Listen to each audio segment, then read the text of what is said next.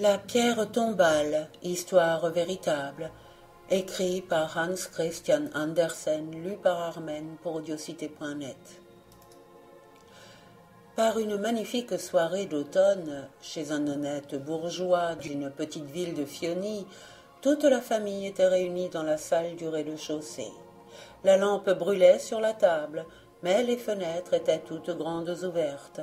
L'air était doux et agréable, embaumé par les fleurs qui garnissaient les parterres du jardin. Il faisait un admirable clair de lune. On vint à causer d'une grande et haute vieille pierre qui se trouvait dans la cour, pas loin de la porte de la cuisine. La servante y allait aiguiser les couteaux, ou bien y plaçait, pour les laisser sécher, les ustensiles quand elle les avait bien récurés. La pierre figurait souvent dans les jeux des enfants. Elle servait de ce qu'ils appelaient le but. « Je crois bien, dit le maître de la maison, qu'elle provient du vieux cimetière qui était près du cloître. Lorsqu'il y a une quarantaine d'années, on fit par là une nouvelle rue. La chapelle fut démolie, le cimetière transporté hors de la ville, et les pierres tombales qui ne furent pas réclamées par les familles furent vendues. C'est mon père qui les a achetées, je me le rappelle. On en fit des pavés, mais on en conserva une, je ne sais pourquoi. C'est celle qui est là, dans la cour. Je m'étais toujours douté que c'était une pierre tombale, dit l'aîné des garçons. On y voit un sablier et le reste d'une figure d'ange. L'inscription est à moitié effacée. On lit encore le prénom de Preben et, au-dessous, celui de Martha. Quant au nom de famille, il n'en est resté que la première lettre, un S. Et encore, les caractères ne se distinguent-ils bien que lorsqu'après une bonne pluie, la pierre est bien nette. « Seigneur Dieu !» s'écria un vieillard, le grand-oncle du maître de la maison. « La pierre provient du caveau de Prebenschwan et de sa femme. Oui, ils furent parmi les derniers qui furent enterrés dans ce cimetière. C'était un couple vénérable. Je me souviens que, dans mon enfance, je les ai vus figurer dans les fêtes de la ville, à la tête des anciens. Tout le monde les aimait, les estimait. On disait qu'ils possédaient plus d'une tonne d'or, et cependant ils vivaient très simplement et s'habillaient de bure. Ils n'avaient qu'un luxe, le linge. Celui qu'ils portaient était toujours d'une blancheur éblouissante. Mais comme ils étaient bons pour les pauvres, ils les vêtissaient et les nourrissaient. C'étaient des chrétiens modèles. Oui, quel beau et respectable vieux couple cela faisait, Preben et Martha. Quand tous deux ils se reposaient sur le banc de pierre devant leur maison, qui se trouvait près du grand tilleul, et qu'on venait à passer devant eux, ils vous saluaient d'un air si amical, si affable, qu'on en éprouvait une vraie joie. Ce fut la vieille Martha qui mourut la première. Je me souviens encore parfaitement du jour où cela arriva. J'étais alors tout jeune. J'avais accompagné mon père chez le vieux Preben lorsqu'elle venait de s'endormir de son dernier sommeil. L'excellent homme était hors de lui et pleurait comme un petit enfant.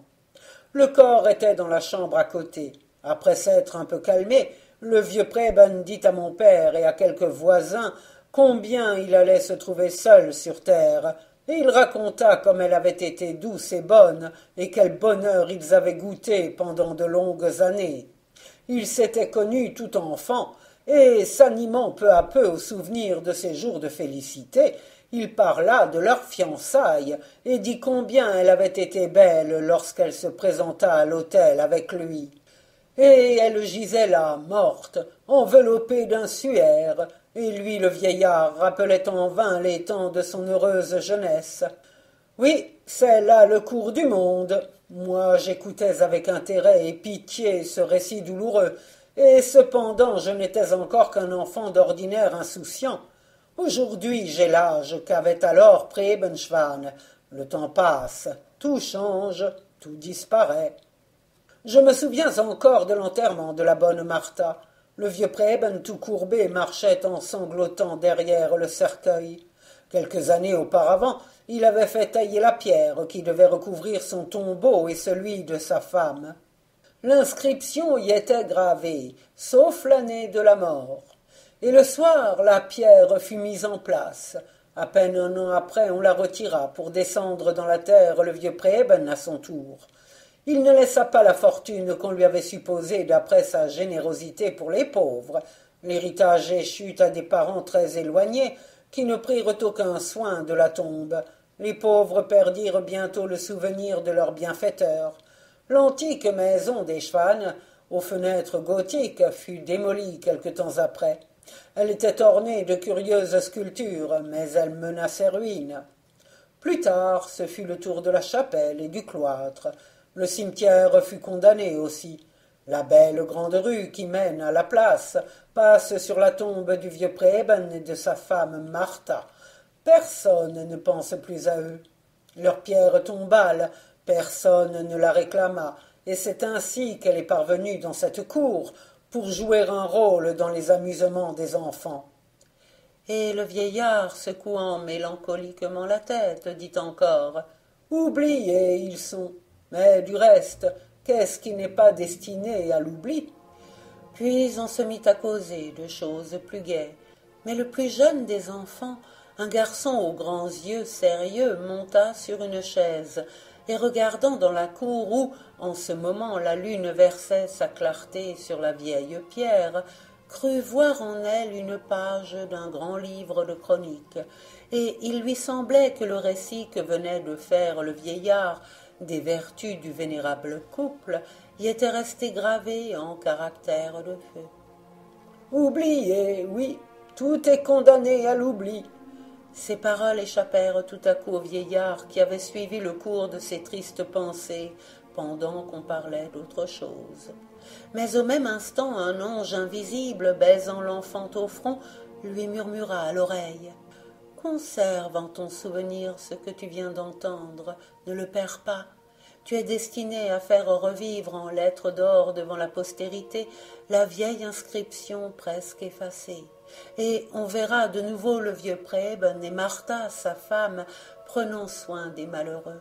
Et le soir, après une journée consacrée au bien, assis sur leur banc de pierre, souriant aux passants qui tous les saluent, riches et pauvres, le bien, le beau, non, l'oubli ne l'efface pas.